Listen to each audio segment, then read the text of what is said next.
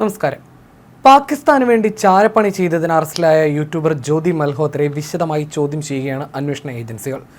ദേശീയ അന്വേഷണ agency, intelligence bureau, military intelligence സംഘം എന്നിവർ ചോദ്യം ചെയ്തു തുടങ്ങിയിട്ടുണ്ട്. കശ്മീരിലടക്കം ഇവർ നടത്തിയ സന്ദർശനമടക്കം അന്വേഷണ റഡാറിലാണ്. അതിനിടെ പാകിസ്ഥാന് വേണ്ടി ചാരപ്പണി നടത്തിയതിൽ തനിക്ക് ഖേദമില്ലെന്ന് അറസ്റ്റിലായ യൂട്യൂബർ ജ്യോതി മൽഹോത്ര അന്വേഷണ സംഘത്തോട് വെളിപ്പെടുത്തിയതായി ദേശീയ മാധ്യമങ്ങൾ റിപ്പോർട്ട് ചെയ്യുന്നു.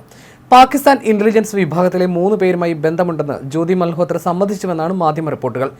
എനിക്ക് ഒരു ഖേദവുമില്ല, താൻ എന്തെങ്കിലും തെറ്റ് ചെയ്തതായി വിശ്വസിക്കുന്നില്ല, ചെയ്തത് ന്യായമാണെന്നാണ് താൻ കരുതുന്നതെന്നും അവർ ചോദ്യം ചെയ്യലിനിടയിൽ മൊഴി നൽകിയെന്ന് അന്വേഷണ സംഘത്തിലെ ഉദ്യോഗസ്ഥനെ ഉദ്ധരിച്ച് ന്യൂസ് എക്സ് റിപ്പോർട്ട് ചെയ്യുന്നു.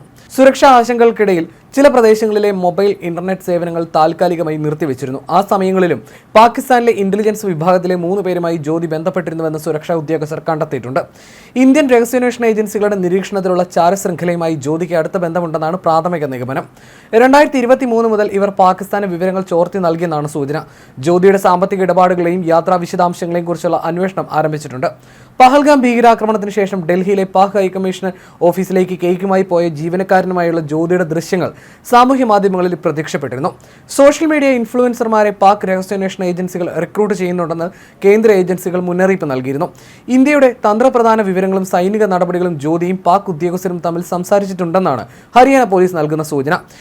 യൂട്യൂബിൽ ഇവരെ പിന്തുടർന്നിരുന്നത് 3.87 ലക്ഷം പേരാണ്. ട്രാവൽ വിത്ത് ജയോ എന്ന യൂട്യൂബ് ചാനൽ നടത്തിയിരുന്ന ഹിസാർ സ്വദേശിയായ ജ്യോതിയെ മെയ് 16 അറസ്റ്റ് ചെയ്തത്. ചാരവൃത്തി കേസിൽ രാജ്യത്തിന്റെ വിവിധ ഇടങ്ങളിൽ നിന്ന് 11 പേരാണ് ഇതുവരെ അറസ്റ്റിലായത്. പാകിസ്ഥാൻ, ചൈന, മറ്റു ചില രാജ്യങ്ങൾ എന്നിവ ജ്യോതി സന്ദർശിച്ചെന്ന് സ്ഥിരീകരിച്ചതിനാൽ കേന്ദ്ര ഏജൻസികളും സൈനിക ഇന്റലിജൻസ് ഉദ്യോഗസ്ഥരും അവരുടെ യാത്രാ വിവരങ്ങൾ അന്വേഷിക്കുന്നുണ്ടെന്ന് പോലീസ് പറഞ്ഞു. ജ്യോതിയുടെ ലാപ്ടോപ്പിന്റെ ഫോറൻസിക് പരിശോധന നടക്കുകയാണെന്നും യൂട്യൂബറുമായി ബന്ധപ്പെട്ടിരുന്നവരെയും ചോദ്യം ചെയ്യുമെന്നും പോലീസ് അറിയിച്ചു.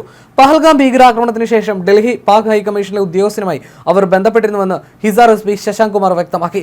പഹൽഗാം ആക്രമണത്തിന് മുൻപ് ജ്യോതി കശ്മീരിൽ പോയിരുന്നുവെന്നും അതിനു മുൻപ് പാകിസ്ഥാൻ സന്ദർശിച്ചിരുന്നുവെന്നും അന്വേഷണത്തിൽ കണ്ടെത്തിയിരുന്നു. 2023 പാകിസ്ഥാൻ സന്ദർശനത്തിന് ഹൈക്കമ്മീഷനിൽ വിസ അപേക്ഷയ്ക്കായി എത്തിയപ്പോഴാണ് അവിടുത്തെ ഡാനിഷ് എന്ന അഹ്സാൻ റഹീമുമായി പരിചയമാകുന്നത്.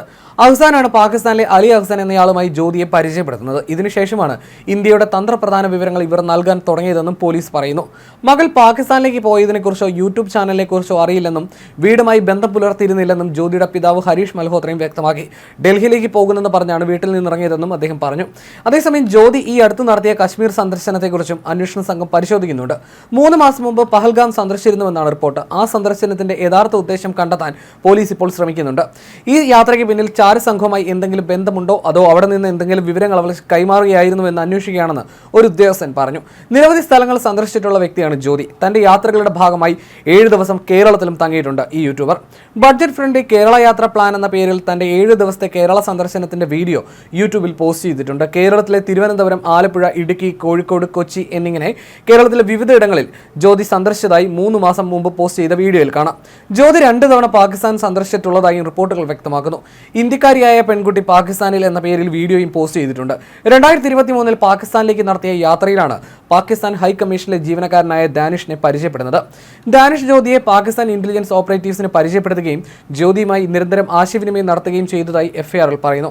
2023 തന്നെയാണ് 2ാമത്തെ പാകിസ്ഥാൻ സന്ദർശനം നടത്തിയതെന്നാണ് റിപ്പോർട്ടുകൾ. റെയ്ന ഷഹബാസ്, ഷാക്കിർ അലി എഹ്വാൻ എന്നിവരെ പരിചയപ്പെടുന്നതും ബന്ധം സ്ഥാപിക്കുന്നതും 2ാമത്തെ സന്ദർശന വേളയിലാണ്. സംശയം തോന്നാതിരിക്കാൻ വ്യാജ പേരുകളിലാണ് ഇവരുടെ നമ്പറുകൾ സേവ് ചെയ്തത്. പിന്നീട് ഇവരിൽ ഒരാൾക്കൊപ്പം ബാലിയും ഇന്തോനേഷ്യയും സന്ദർശിച്ചതായും റിപ്പോർട്ടിൽ പറയുന്നു. ഹരിയാന, പഞ്ചാബ് കേന്ദ്രമായി പ്രവർത്തിക്കുന്ന ചാര ശൃംഖലയിലെ മുഖ്യ കണ്ണിയാണ് ജ്യോതിയെന്ന് അധികൃതർ വ്യക്തമാക്കി.